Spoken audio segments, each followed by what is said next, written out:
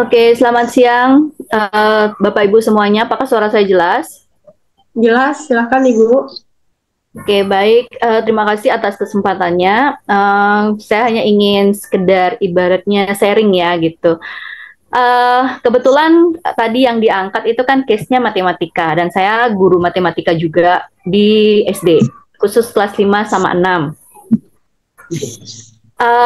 Jadi memang kalau kita lihat kenyataannya, memang pada umur yang sekarang kelas 5 6 itu ada sebagian yang untuk basic-basic matematika itu masih belum kuat.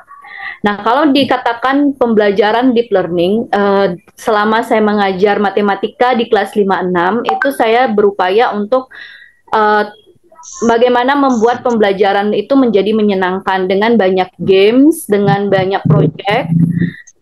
Contohnya saja misal ketika memulai pelajaran, biasanya saya itu membawa sebuah kasus ke anak-anak gitu. Entah saya membawa model atau membawa objek yang real yang bisa mereka temukan gitu. Misal contoh pembelajaran pecahan, saya bawa sebuah apel ke dalam kelas gitu. Saya tanya, saya suruh dua anak untuk membagi. Nah, bagaimana kalian menyebut bagian yang didapat seperti itu contohnya?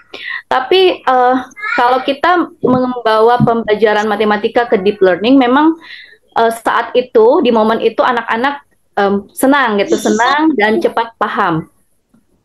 Nah, tapi ketika soal itu dinaikkan, misal ketika kita memberikan sebuah permasalahan lagi, misalkan dalam tes atau apa, ketika itu sudah angkanya besar atau apa, nah itu disitulah kendalanya. Ternyata basic penghitungan dasar perkalian, pembagian itu masih sangat-sangat belum kuat untuk anak-anak di zaman sekarang. Kalau saya boleh bilang, beda dengan saat saya masih SD dulu, memang mungkin pembelajaran dari guru matematika itu sangat killer gitu. Jadi setiap pagi kita harus wajib untuk menghafal dulu perkalian. Kalau kita belum hafal perkalian, kita nggak bisa lanjut materi hari itu gitu.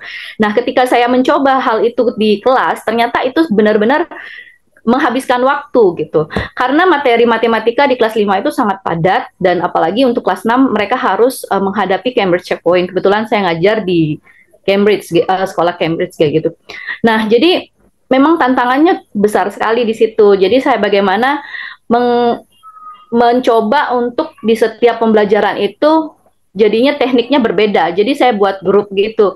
Grup jadi setiap grup ada anak yang benar-benar kuat di situ matematikanya. Jadi sekedar untuk membantu gitu ya peer teaching satu sama lain dan saya bisa fokus ke anak-anak yang perlu perhatian lebih lanjut gitu. Jadi memang sebenarnya kalau saya boleh sharing itu pembelajaran deep learning untuk di era sekarang itu memang harus banyak-banyak dimodifikasi dengan yang pembelajaran menurut saya seperti guru zaman dulu gitu. Mungkin case-nya seperti itu yang saya alami selama ini. Itu aja. Oke, baik saya tanggapi. Terima kasih Ibu Astuti. Di Depok ngajar di mana Mbak tadi? Di Cambridge Saya di apa? Sekolah Harapan Bangsa Pondok Cabe, Tangsel. Oke, Tinggalnya di udah pakai Depok. kurit. Eh, Oh iya. Di situ di ngampuk kelas berapa? saya dari kelas 5 6 untuk math Cambridge-nya.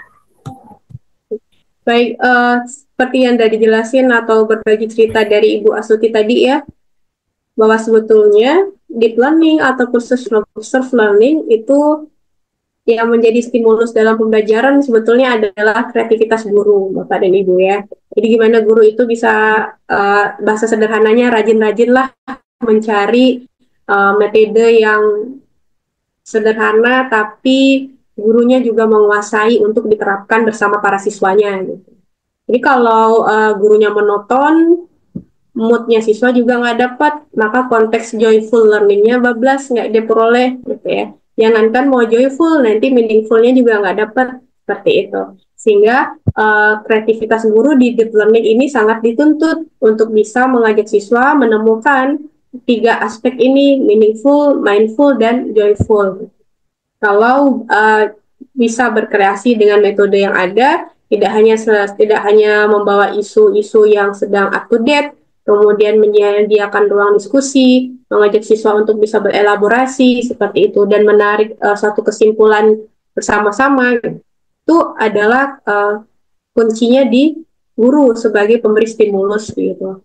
Dan setidaknya metode apapun yang dibawa oleh guru dalam metode pembelajarannya, yang pasti guru menguasai konsep, menguasai materinya dulu, dan menguasai secara teknis metode yang akan dia bawa seperti itu.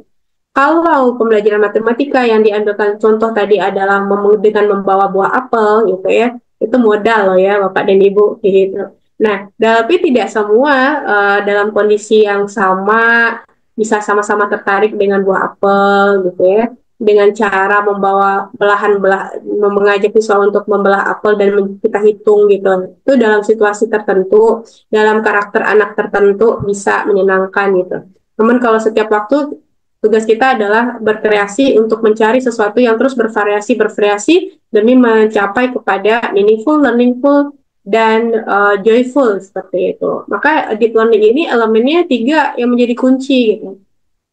Di meaningful, guru membantu siswa untuk mengaitkan konsep yang baru yang akan diajarkan dengan konsep yang sudah pernah dia dapat sebelumnya gitu. Untuk bisa menemukan pelajaran ini bermakna gitu ya, lebih punya makna. Oh iya, ternyata saya sudah pernah pengalaman ini sebelumnya.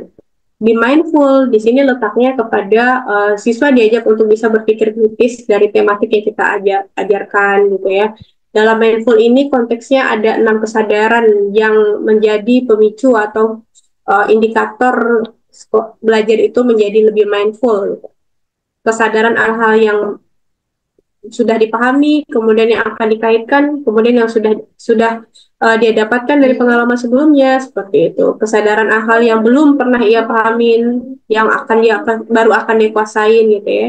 Kemudian mindful juga ditandai dengan adanya kesadaran akan pentingnya pemahaman atau penguasaan kompetensi dari yang akan dia dapetin proses pembelajaran gitu ya. Izin sebelumnya saya mengapresiasi Pak Wahyudin yang sedang nyetir juga untuk sambil mengikuti webinar ini. Hati-hati di jalan ya Pak. Semoga tidak pecah konsentrasinya dan masih mendapatkan makna di balik webinar kita pada siang hari ini.